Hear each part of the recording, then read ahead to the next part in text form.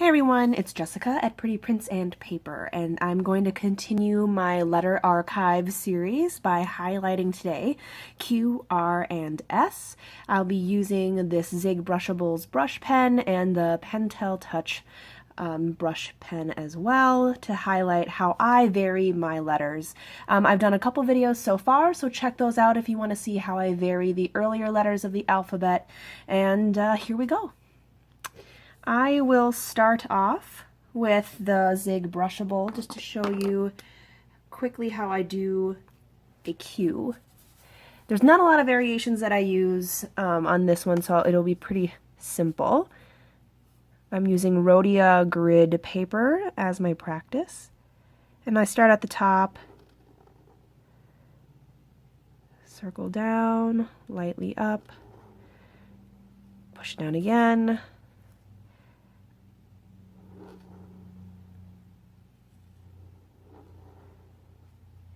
you can see it kind of looks better if you have a little bit of a loop just for the texture and the shape. And this is kind of the more conventional Q if you add a little flourish with the Q arm at the bottom.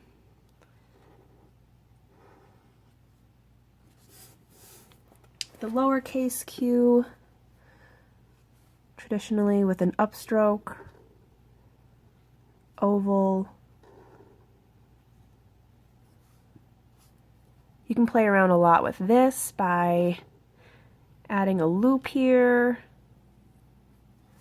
You can play around with the size of the loop, so you can do a big and a tiny one there, or you can do a tiny one here.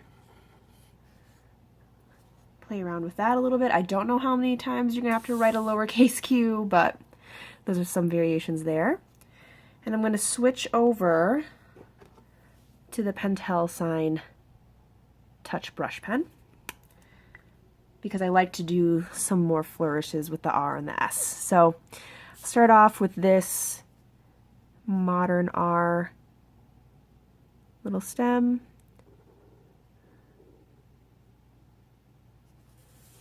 You can play around with that by varying how far down you use this connector. Some people will separate out all the way. You can add the little loop. You can play with how big this circle is here. So many variations you can do from that. The R that I remember learning in grade school, if you've seen my D and P and B videos, excuse me, you'll know which is coming up next. I love to do the little swoop variation.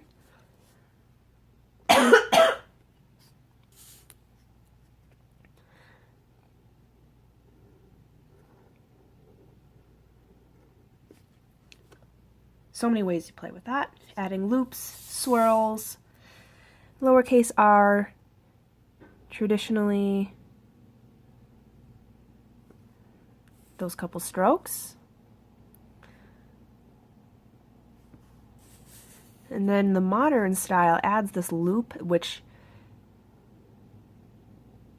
adds a lot of different variations. So you can exaggerate the size of the loop there. You can kind of do a thicker downstroke here instead of just here. S's are a little tough for me, capital S's. I love lowercase s's, but the large ones, if you remember this from grade school, you know, it's really formal, really stiff. So this, if you take kind of that lowercase s and make it an uppercase, play with how wide the base is or how narrow it can come together. You can kind of do a play on the more print type of S. You know, you can add a little swoops. This is my favorite variation of the S, just because of all the different ways that you can play with that. You can extend the tail down, lowercase, light upstroke, heavy downstroke, and then here's that modern variation.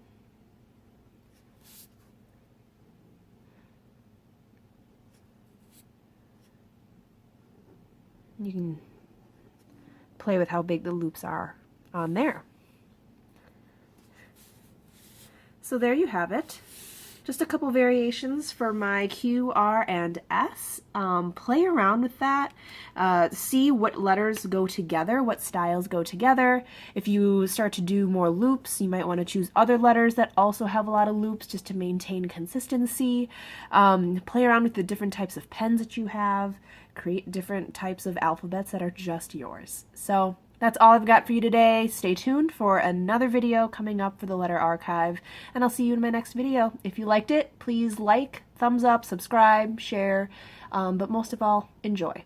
I'll see you next time.